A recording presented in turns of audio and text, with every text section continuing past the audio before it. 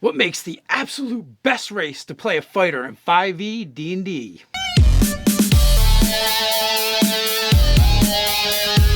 Welcome to Nerdarchy. Nerdarchy's Dave here, for Nerds by Nerds, and today I'm hanging out with Nerdarchy's Ted. Nerdarchy's a place for news, views, and homebrews for 5th edition Dungeons & Dragons, as well as other role-playing games.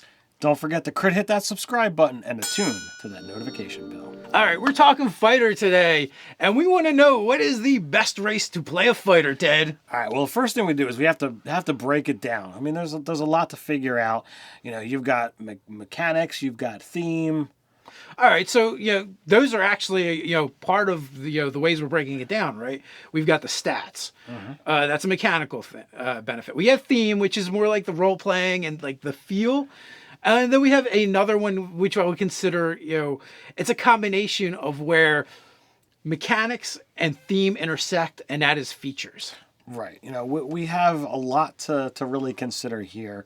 And the fact that, fighters have the ability to go, on a stat, point from, you could do a dex-based fighter as well as a strength-based fighter. Like, we got to look at the stats, even, that split as well. Now, regardless of what we say is the best race to play a fighter, our picks, one of the things I discovered while going through and kind of like dissecting this information was there is a ton of great races to choose from when picking and making an optimal fighter.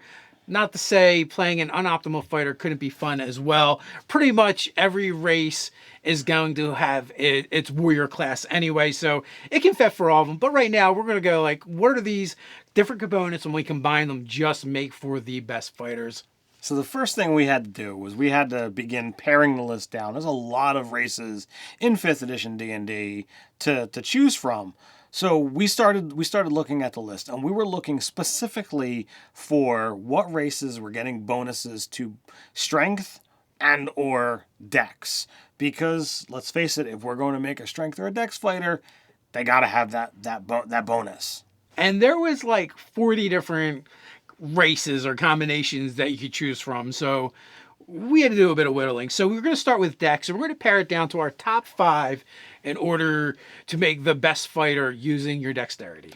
All right. Now, I know that there's some discussion on this point, but I got to say Bugbear. It's a strong choice. Just being able to have the reach, that extra surprise damage. I totally love the Bugbear. Yeah, Bugbear gets a couple features that are going to make it good at fighting. Like you said, they automatically have reach, their long-limbed ability, as well as, surprise attack. So if they go first, they do extra damage. Always useful, especially when you're fighting. Absolutely. So the next, we got Goblin. Their Fury of the Small made them really good. Being a small race with a 30 movement speed, you're not going to suffer those penalties. I actually played a Goblin Battlemaster, and he is one of my favorite 5th edition characters that I've played so far. Yeah, you're talking about Dex and Con, two very important features for a fighter. And when you combine it with their abilities, they make really great combatants, whether you're going Dex-based ranged or Dex-based melee. Next on our list is another small critter or creature or person of a lesser stature, and that is the halfling. Now, halflings offer a number of different advantages here. So we're going to go with the stout halfling, Dex and Con, really good ability. You combine that with Lucky, being able to reroll those ones every time they come up. That is just going to make things so much easier for you in the long run. And who's going to be rolling more attacks than a fighter? That's true. Not only that, you're also going to benefit from the brave ability, the resistance to poison. So they're just all around tough. That dex bonus, whether you're going, again, melee or range, it just works for them. Absolutely. We're going to stick with some small races, and now we're going to move to Kobold. It's a little bit off kilter. There's a lot of people really diss on the Kobold, but if you're looking at a dex-based fighter, Kobolds are pretty darn awesome if you're going to focus on any kind of game that's going to happen, in the Underdark, dungeon delving, or at night. Yeah, I mean, you're going to get that bonus to dex. Unfortunately, they do get a penalty to strength. What are you going to do? They have sunlight sensitivity. You mentioned like they're good when it's dark. So in the sunlight, not so much. But then they have 2 other abilities that are really useful.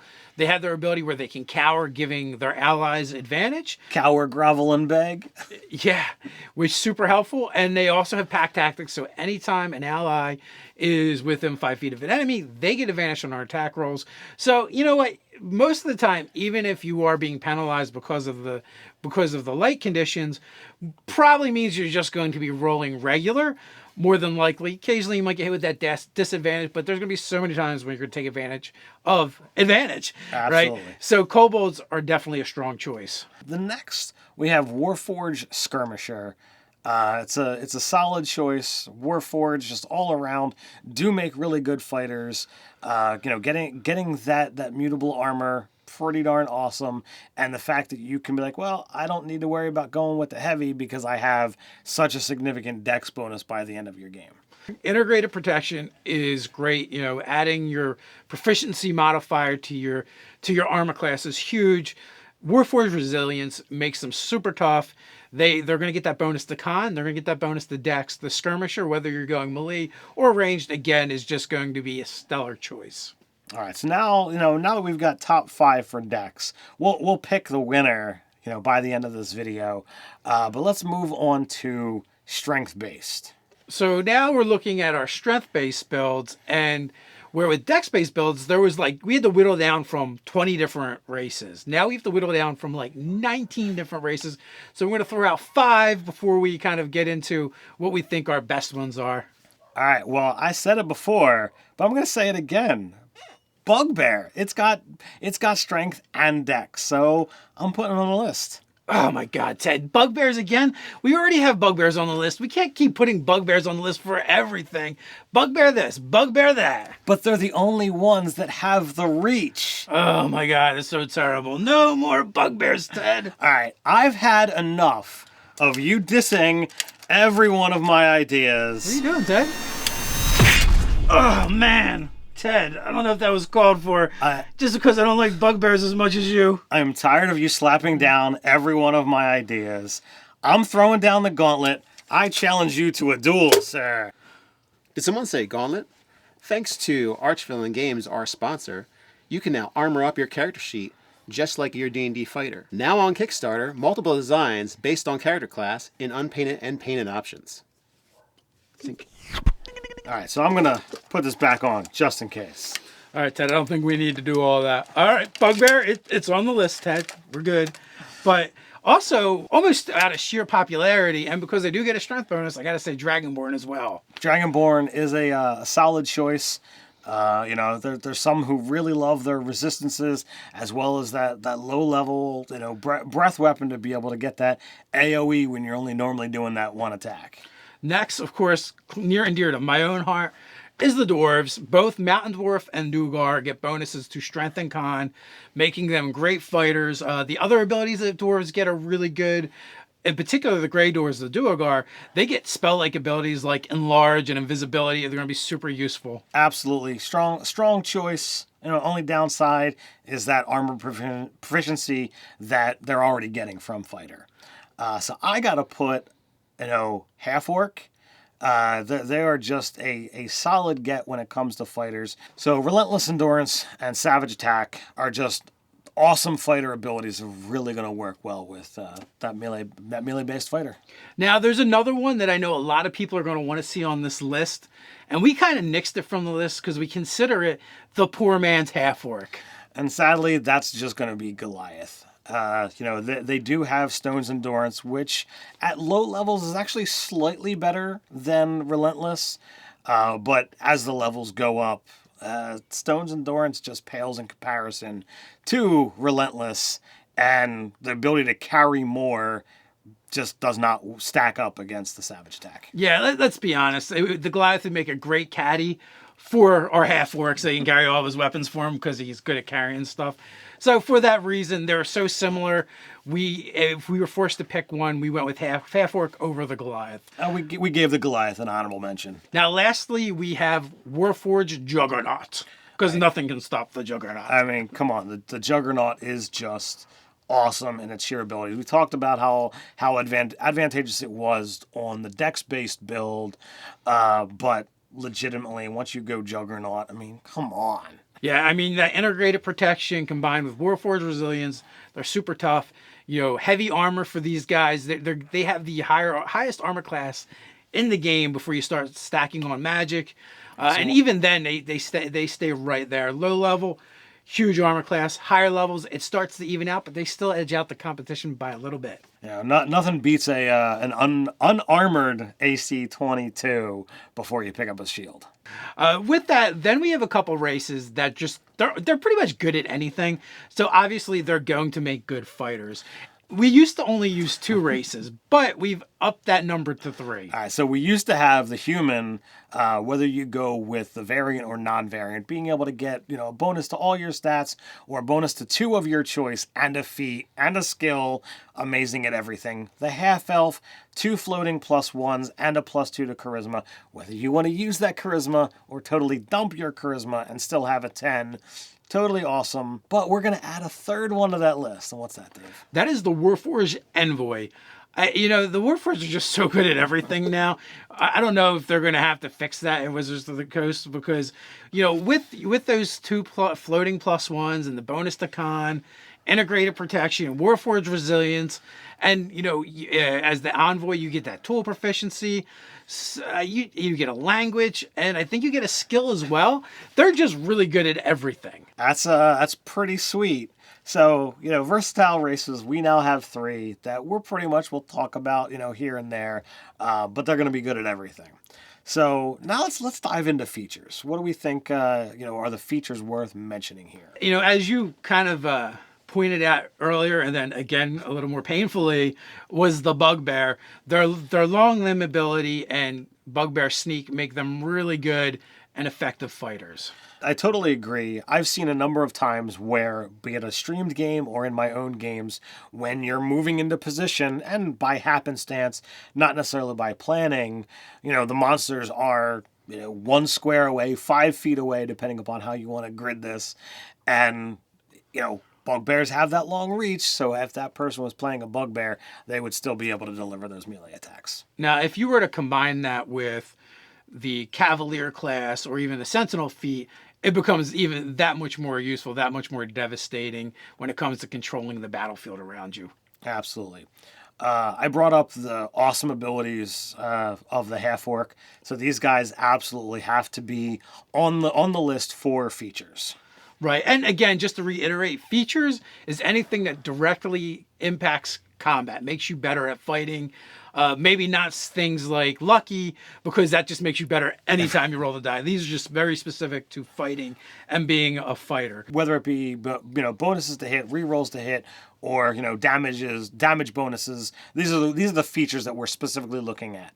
So next is human, and that's specifically the variant human, because you can choose a feat that is just directly combat oriented, which again falls right into what we're doing here. Absolutely. Next is a weird one. We brought up Kobold before under the Dex-based build, but literally being able to grovel, cower, and beg is an amazing ability to be able to offer up advantage to all of your allies for the round. Totally amazing. Or to get their pack tactics and be able to try and get advantage all the time that you happen to be in the dungeon or in the Underdark.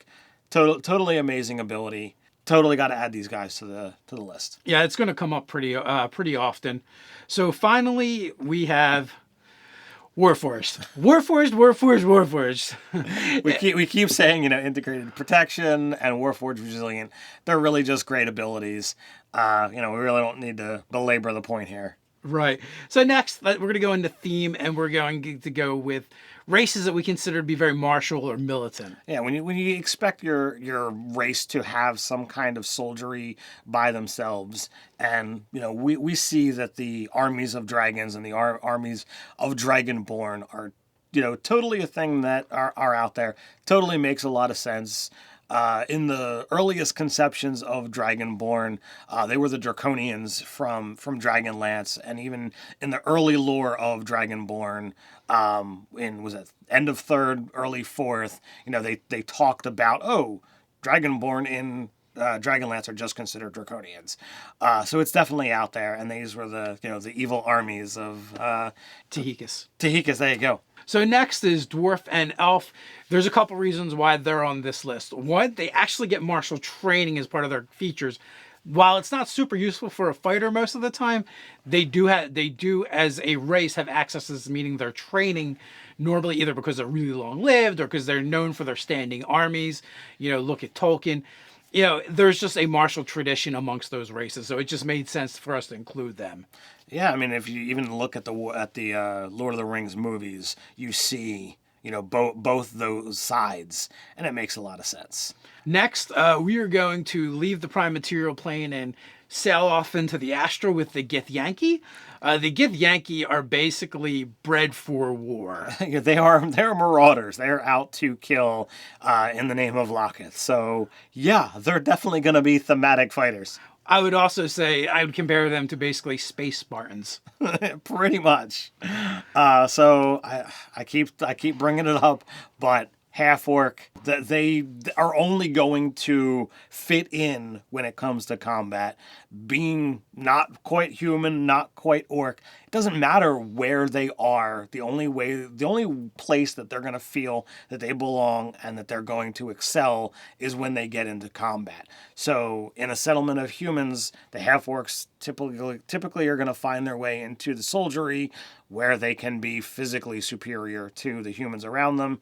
When they get into the orcs, that human blood actually mixes well and makes them, pretty much a badass soldier, and they're actually gonna outshine the orcs by D&D standards. Well, by mechanics, but even if you go by the lore, I think the idea of the half orc wanting to prove themselves, they're probably going to gravitate towards things that orcs are going to venerate. So next up, we're going to go with the Triton. Now, the Triton is basically your aquatic soldier. They're fishmen. They came from the plane of water. They are standing in garrisons basically to defend this world from threats from the elemental plane of water. So they have a very strong martial tradition. So last but not least on our theme list is, as you probably guessed it, the Warforged. It's right in their name. They are literally forged for war. They were born and bred, not bred, but they were made specifically to fight the war for the other races. Yeah, how could you not put a battle bot on the list? And you may have noticed too with our themes, there's actually quite a few races that we added here that didn't make it to our other lists because we felt like their theme was so strong that they really did belong here when it comes to talking about fighters. So finally, we're going to get to what we think our top 3 picks are. We're going to go with a dex base, a strength base, and just the overall. Right, so before we dive into that, why don't you guys and gals out there go down to the comments below. Let us know what your top pick is. Wherever, or you can give us your top 3. One for each. All right. So narrowing all of this stuff down, we were originally leaning towards Kobold. We feel that the Kobold kind of gets the shaft when it comes to all of their negative abilities. So in our world, when we do kobolds, we're not giving them the all the negatives, but outside of the bright sun, being able to get advantage, so often with a fighter, it is going to seriously increase the number of hits. It's going to seriously increase the number of crits. When you're rolling that many dice with advantage, it is just awesome.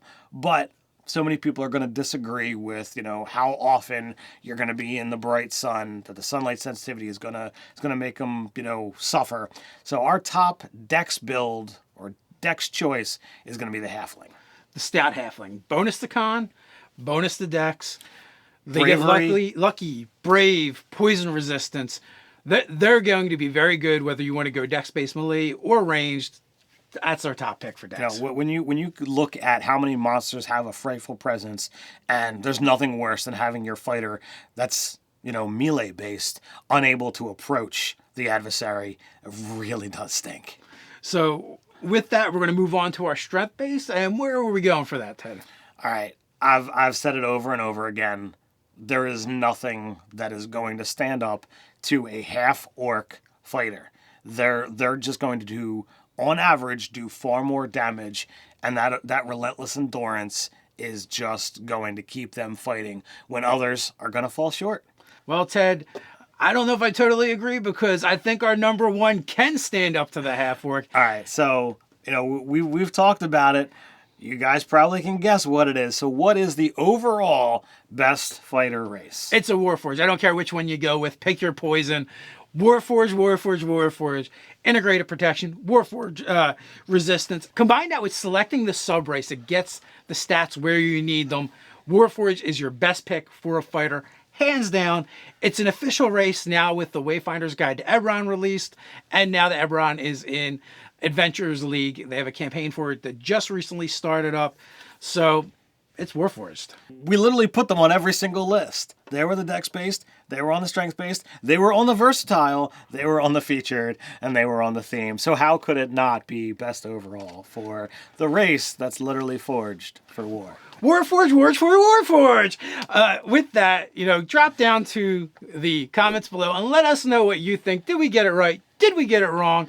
I don't know. You tell us. While you're at it, don't forget to like, share, and subscribe. On your way down there, don't forget to check out that description and the link for the Kickstarter for Gauntlet. So until next time, stay nerdy.